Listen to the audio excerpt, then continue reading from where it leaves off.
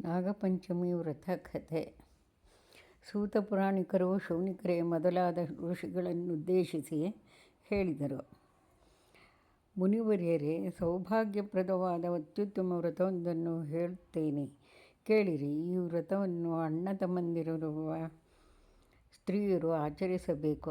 ಈ ಗರುಡ ಪಂಚಮಿ ವ್ರತವನ್ನು ಪ್ರತಿ ವರ್ಷ ಶ್ರಾವಣ ಶುದ್ಧ ಪಂಚಮಿಯ ಶುಭ ದಿವಸ ಮಾಡಬೇಕು. ಈ ವ್ರತವನ್ನು 10 ವರ್ಷ ಮಾಡಿ ಉದ್ಯಾಪನೆ ಮಾಡಬೇಕು. ಶೌನಕರು, ಮಹಾತ್ಮರಾದ ಸೂತರೇ, ಈ ವ್ರತದಲ್ಲಿ ನನಗೆ ಆಸಕ್ತಿ ಉಂಟಾಗಿದೆ. ಇದರ ಆಚರಣೆಯ ಬಗ್ಗೆ ಕೃಪೆಯಿಟ್ಟು ನನಗೆ ತಿಳಿಸಿ ಎಂದು ಪ್ರಾರ್ಥಿಸಿದರು. ಸೂತರು ಈ ವ್ರತದ ಬಗ್ಗೆ ಹೇಳತೊಡಗಿದರು. ಶ್ರಾವಣ ಮಾಸದ ಶುದ್ಧ ಪಂಚಮಿಯ ದಿನ ಸೋದರರನ್ನು ಹೊಂದಿರುವ ಸ್ತ್ರೀಯು ಇದನ್ನು ಆಚರಿಸಿದರೆ ಆಕೆಗೆ ಅಮಿತವಾದ ಸೌಭಾಗ್ಯ ಪುಣ್ಯಗಳು ದೊರೆಯುತ್ತವೆ. ಪ್ರಾತಃ ಕಾಲದಲ್ಲಿ ಎದ್ದು ಶುಚಿರ್ಭೂತಳಾಗಿ ಅರಿಶಿನ ಮೊದಲಾದ ಮಂಗಳ ದ್ರವ್ಯಗಳನ್ನು ಬಳಸಿ ಮಂಗಳ ಸ್ನಾನ ಮಾಡಬೇಕು. ಶುಭ ವಸ್ತ್ರಗಳನ್ನು ಧರಿಸಬೇಕು. ನಂತರ ಪೂಜಾ ಮಂಟಪವನ್ನು ಅಲಂಕರಿಸಿ ಸುಂದರವಾದ ಅಲಂಕಾರ ಮಾಡಬೇಕು. ಈ ಮಂಟಪದ ಮಧ್ಯೆ ರಂಗವಲ್ಲಿಯಿಂದ ಶ್ರೀಚಕ್ರವನ್ನು ರಚಿಸಬೇಕು. ಈ ರಂಗವಲ್ಲಿಯ ಮೇಲೆ ಆಸನವನ್ನು ಹಾಕಬೇಕು. ಇದರ ಮೇಲೆ ಅಕ್ಕಿಯನ್ನು, ಹೂಗಳನ್ನು ಹರಡಬೇಕು. ಬೆಳ್ಳಿ, ತಾಮ್ರ ಮೊದಲಾದ ಶ್ರೇಷ್ಠ ಲೋಹಗಳಿಂದ ನಿರ್ಮಿತವಾದ ಶೇಷನಾಗ ಪ್ರತಿಮೆಯನ್ನು ಇರಿಸಿ ಅದರಲ್ಲಿ ಗೌರಿ ದೇವಿಯನ್ನು ಆವಾಹಿಸಿ ಪೂಜಿಸಬೇಕು. ಪಂಚಾಮೃತ, ಪಂಚಗವ್ಯ, ವಸ್ತ್ರ, ಆಭರಣ, ಗಂಧ, ಪುಷ್ಪ, ಅಕ್ಷತೆಗಳಿಂದ ದೇವಿಯನ್ನು ಪೂಜಿಸಬೇಕು. ನೈವೇದ್ಯ, ತಾಂಬೂಲಾದಿಗಳಿಂದ, ಪ್ರದಕ್ಷಿಣೆ, ನಮಸ್ಕಾರ, ಧೂಪ, ದೀಪಾದಿಗಳಿಂದ ಆಕೆಯನ್ನು ಪೂಜಿಸಿ 10 ಗ್ರಂಥಿಗಳುಳ್ಳ ದಾರವನ್ನು 10 ಗಂಟೆ ಹಾಕಿರಬೇಕು. ದಾರಕ್ಕೆ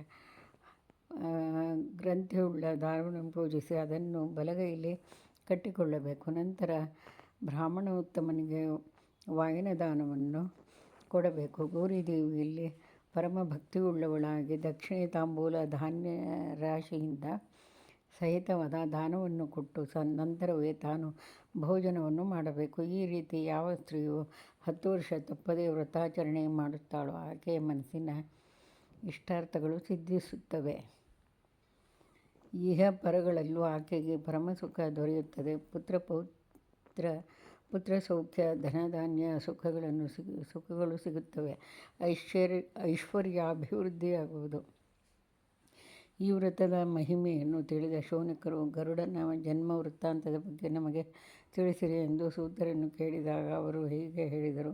ಬ್ರಹ್ಮದೇವನ ಮಗನಾದ ಕಶ್ಯಪ ಮಹಾಮುನಿಯು ತನ್ನ ಪತ್ನಿ ಸುಪರ್ಣೀ ದೇವಿಯಲ್ಲಿ ಗರುತ್ಮಂತನೆಂಬ ಮಗನನ್ನು ಪಡೆದರು. ಈತನನ್ನು ಗರುಡನೆಂದು ಕರೆಯುವರು. ಗರುಡದೇವನು ಬೆಳೆದಂತೆ ತನ್ನ ತಾಯಿಯು ಸವತಿಯ ಮನೆಯಲ್ಲಿ ದಾಸಿಯಂತೆ ಇರುವುದನ್ನು ಕಂಡು, ತಾಯಿ, ಇದೇಕೆ ನಿನಗೆ ಈ ದಾಸ್ಯ ಭಾವ ಎಂದು ಕೇಳಿದನು. ಮಗು ಅಮೃತವನ್ನು ತಂದು ಸೇವಿಸುವುದರಿಂದ ನಮ್ಮ ಈ ದಾಸ್ಯವು ನಿವಾರಣೆಯಾಗುವುದು ಎಂಬ ತಾಯಿಯ ಮಾತನ್ನು ಕೇಳಿದೊಡನೆಯೇ ಗರುಡನು ದೇವಲೋಕಕ್ಕೆ ಹೊರಟನು. ಅಮೃತವನ್ನು ತರಲು ಹೊರಟ ಗರುಡನನ್ನು ನೋಡಿದ ಇಂದ್ರಾದಿ ದೇವತೆಗಳು ಹೆದರಿ ಆಯುಧಗಳನ್ನು ಹಿಡಿದು ಬಂದರು. ಅವನನ್ನು ಪರೀಘ ಮುಂತಾದ ಆಯುಧಗಳಿಂದ ಆವರಿಸಿದರು. ಆದರೆ ಗರುಡನು ಕ್ಷಣಮಾತ್ರದಲ್ಲಿಯೇ ಎಲ್ಲವನ್ನು ತನ್ನ ರೆಕ್ಕೆಗಳಿಂದ ನಿವಾರಿಸಿ ಬಿಟ್ಟನು. ಬೇಗನೆ ಅಮೃತವನ್ನು ತೆಗೆದುಕೊಂಡು ತಾಯಿಯ ಬಳಿ ಬಂದನು. ಕದ್ರೂ ದೇವಿಯು ಇದನ್ನು ನೋಡಿ, ಇದರಿಂದ ನಿನ್ನ ದಾಸ್ಯ ನಿವಾರಣೆಯಾಯಿತು, ಇನ್ನು ನೀನು ಸ್ವತಂತ್ರಳು ಎಂದು ಸುಪರ್ಣಿಗೆ ಹೇಳಿದಳು. ಇಂತಹ ಅನೇಕ ಸಾಹಸದ ಕೆಲಸಗಳನ್ನು ಗರುಡದೇವನು ಮಾಡಿದ್ದಾನೆ. ಹೀಗೆ ಗರುಡದೇವನು ಶ್ರಾವಣ ಶುದ್ಧ ಪಂಚಮಿ ಜನಿಸಿದುದರಿಂದ ಈ ಶುಭ ದಿನವನ್ನು ಗರುಡ ಪಂಚಮಿ ಎನ್ನುತ್ತಾರೆ. ಈ ವ್ರತವನ್ನು ಆಚರಿಸಿದವರು, ವ್ರತಕಥೆಯನ್ನು ಕೇಳಿದವರು ಉತ್ತಮ ಲೋಕಗಳನ್ನು ಪಡೆಯಲು ಯೋಗ್ಯರಾಗುತ್ತಾರೆ. ಇಲ್ಲಿಗೆ ಗರುಡ ಪಂಚಮಿ ವ್ರತಕಥೆ ಸಂಪೂರ್ಣವು. ಸನ್ಮಂಗಳಾನಿ ಭವಂತು.